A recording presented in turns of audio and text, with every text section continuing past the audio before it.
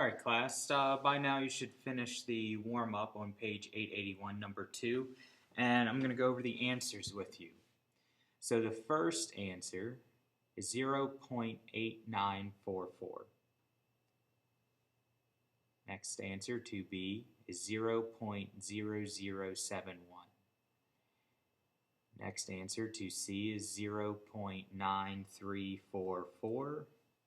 2D is 0.2978, and 2E is 0.1711. Now remember from yesterday, to do these in the calculator, you have to go to second, VARS, and option 2, the normal CDF. Remember, we never use PDF, but we use CDF. In 2E, it was asking you to find a z-score that is greater than 0.95. So once you go to the normal CDF, it brings up a window. In the lower, since we want it greater, it's 0.95. The upper, since it doesn't stop, but we can't put infinity in the calculator, we put a really big number. We just choose to use a bunch of 9s. And the mean is 0. Standard deviation is 1. If you are unsure and don't agree with some of my answers, that's perfectly fine. Talk with those in your group and your pair, see if you can come to some resolution. And if you still disagree, shoot me an email. I'm in a conference right now, but I will try to respond to you as soon as I can. It's bwilson@harrisonburg.k12.va.us. Next, what we're going to do is finish the packet that you got on Monday in class, and we're going to start with the side that says standardizing the normal curve. So it looks like this, standardizing the normal curve. Last 2 pages of your packet. Go ahead, and if you need to pause the video and get your notes out. Alright, by now you should have your notes out, so let's go over example 1. Suppose the number of hours students spend working per week is normally distributed with a mean of 16 hours and a standard deviation of 4 hours.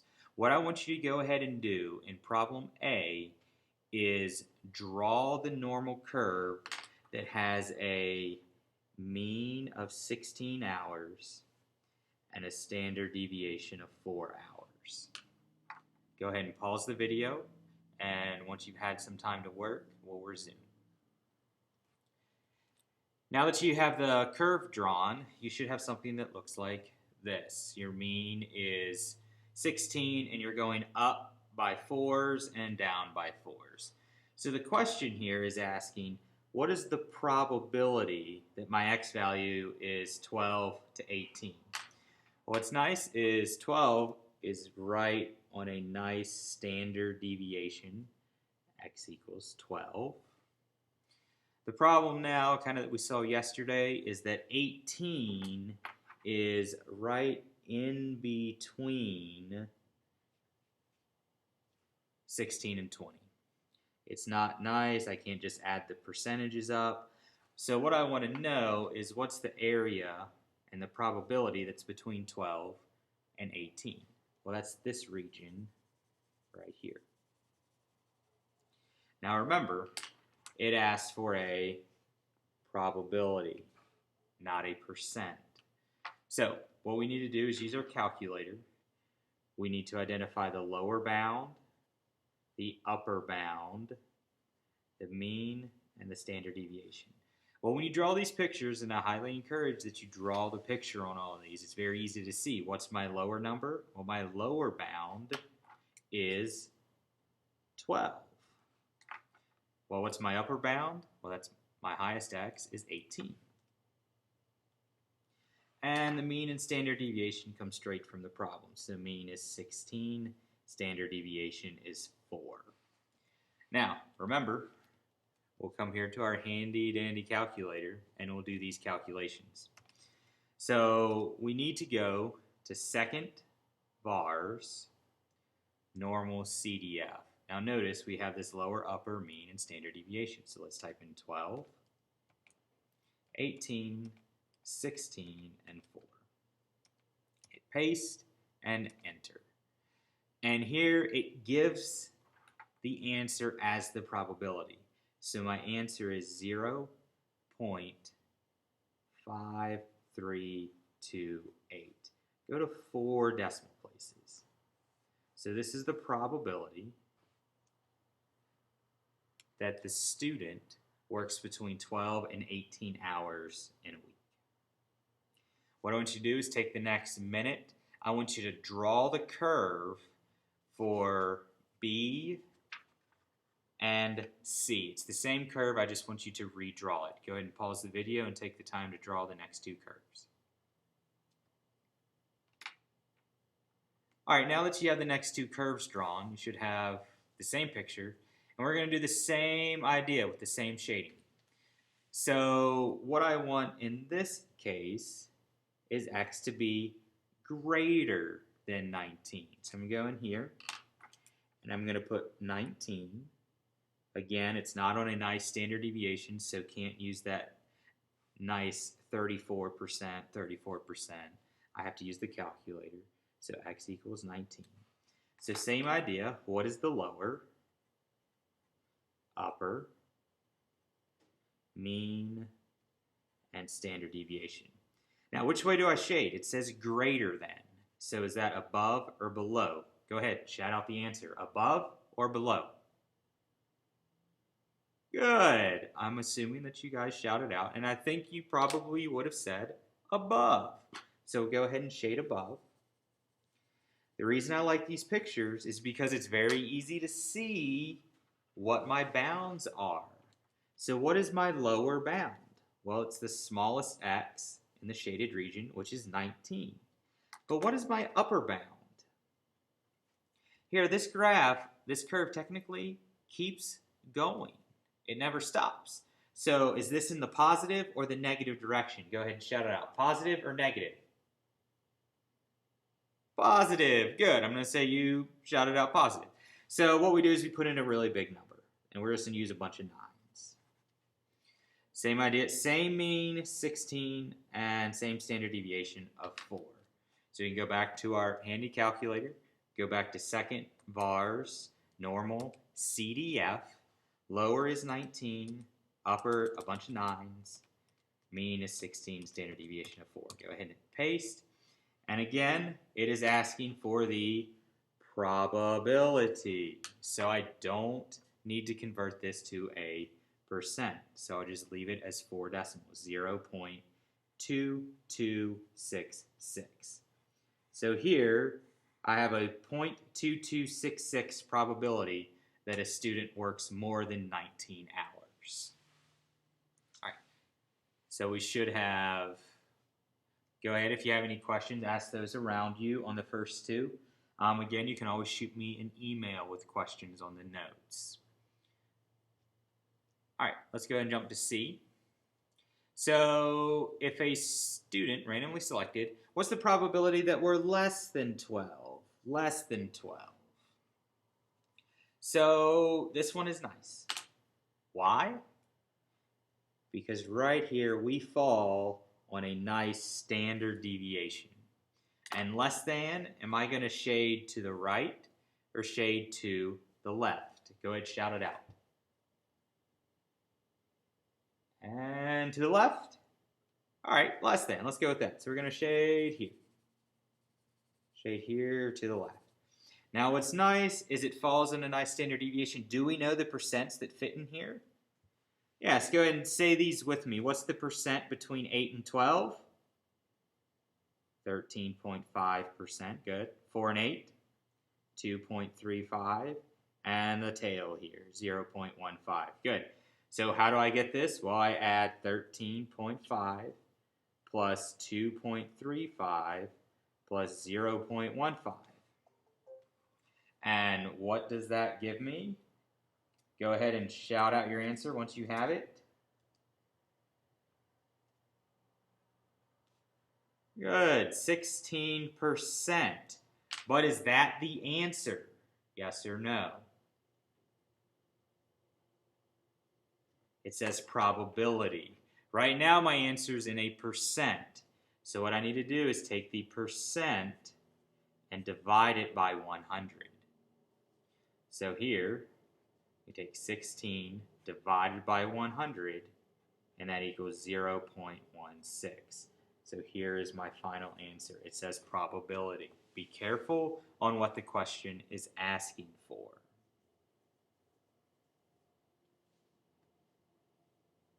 All right, let's go ahead and jump down to the final. This is the extension. This is more like why we do this. So if there are 1,300 students at a school, it's almost as big as our school. I want to know the actual number. How many, that's how many students work under 12 hours per week. Well, notice in the example above, I found the probability that it's 12 hours per week. So I want 16%, we want 16% of the total of 1,300. Remember, back to what Mr. Parada did, if you have 16% of a total, a part of a whole, how do we do that? Well, we take the percent, like we did in example C, divide it by 100, multiply it by the total. And what do we get? Well, 0.16 times 1,300 is 208. So this is saying how many students work under 12 hours? There's 208. We'd roughly expect 208 students to work less than 12 hours per week. Go take a minute to get this down, pause the video.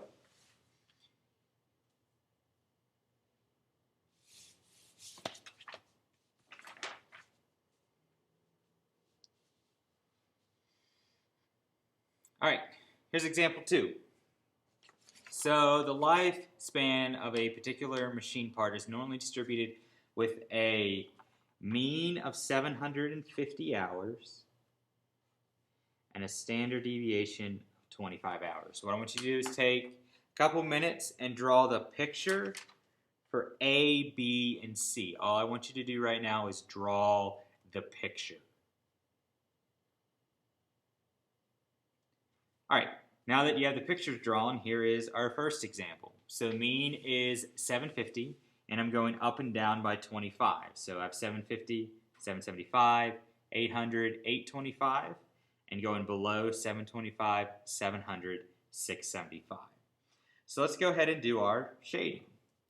I want to know the probability that X is greater than 730.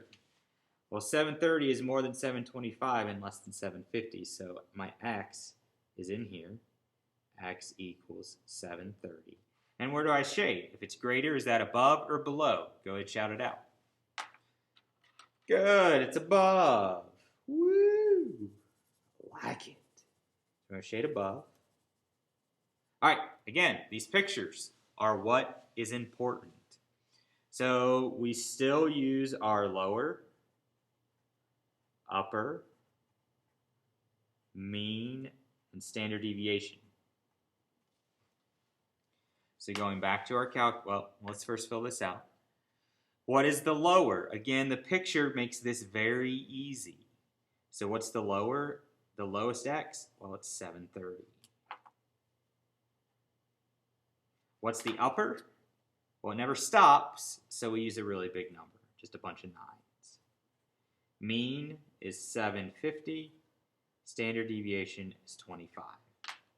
Just go ahead and go to our calculator. Second, vars, normal CDF, and plug in these numbers. 730, bunch of 9s, 750 for the mean, and 25 for the standard deviation. So, do I want this answer, which is my probability, or do I want it as a percent, meaning I multiply this by 100? Well, what's the question ask? The question asks for probability. So the answer the calculator gives is what we want. 0.7881. There's the probability. All right, let's go ahead and continue. Again, now I want to do less than 785. So 785 is somewhere in here. Shade to the left or to the right? Shout it out. Good, we went to the left.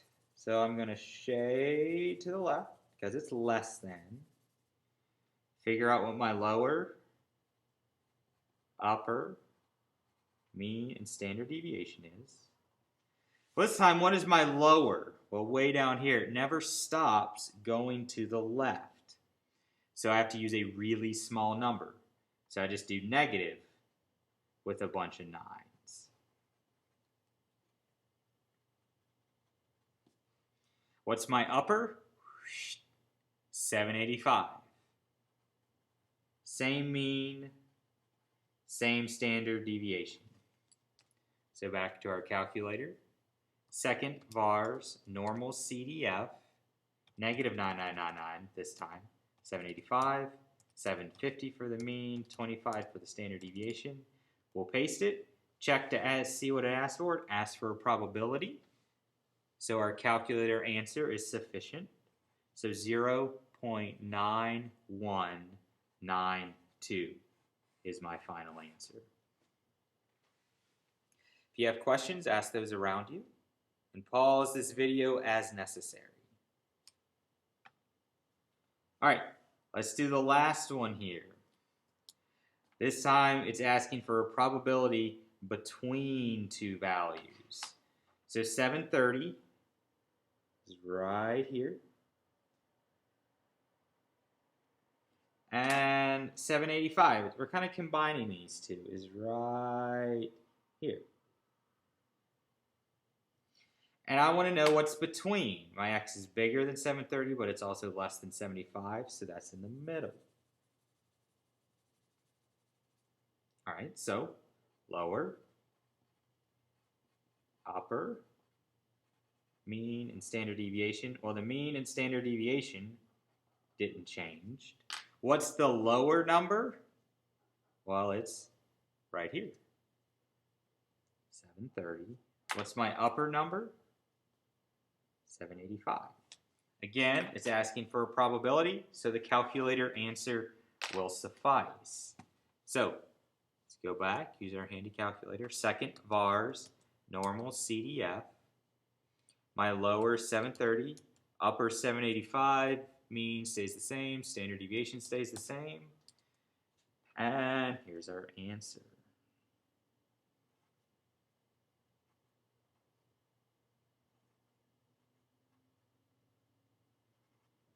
.7073.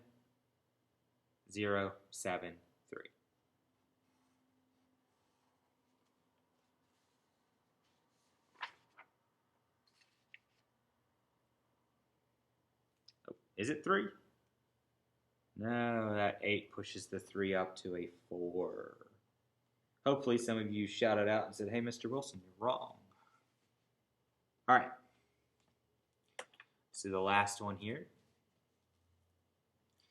So again, very similar to the problem D on the last one. If a company produces 1,500, 1,500 gaskets, how many last between 730 and 785? Well, that is what we just found up here. So I want to know how many last. Well, I already have my probability, so if I want to take a shortcut, I can multiply my probability times the total. Well, what was my probability? 0.7074. So 0.7074 times 1,500. and that is approximately, I believe, 1,061 gaskets.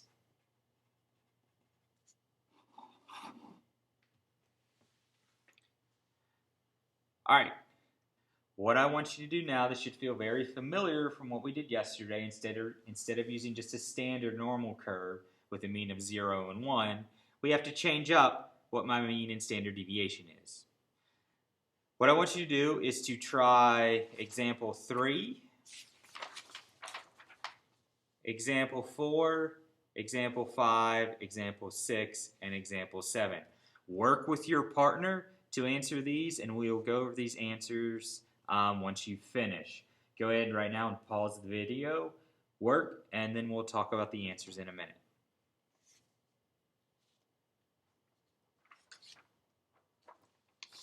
All right, now that you've had some work time, let's go over the answers. And double check me. Call me out if you think I'm wrong. Probability for 3A, 0.7887. Probability for B, 3B, 0.1056. And 3C, probability 0.0062. All right, flipping to the back, checking the answers. What's the probability? 0.2266. Number 5, probability 0.9545. And do our multiplication, we get about 190 for 5B. Find the z-score for a lifespan of 50 months. I believe that should be a 1. Z equals 1. 1 standard deviation above. 55, well, that's 2 standard deviations above, so my z-score is 2. And what's the probability the battery will last between 50 and 55? So this should be very similar to our rule. It follows on nice standard deviations. Remember, it asks for a probability. So if you have 13.5%, you are not incorrect. You're just not finished. You have to convert that to a decimal. And the final one, percent of the population, 0.0296. So is this the percent or is this the probability? Take a minute to discuss. I believe this is the probability, so we want to convert this to a percent, which is 2.96%. All right, again, shoot me an email if you have any questions. You guys are awesome. Continue to be awesome as you guys normally are. And what we have to do next is you already have this page 88. It's actually page 881. Number 2 was the warm-up today. So what I want you to work on now are problems 4 through 10. Guys, thanks, and I will be back here tomorrow with another video for you guys. Peace out.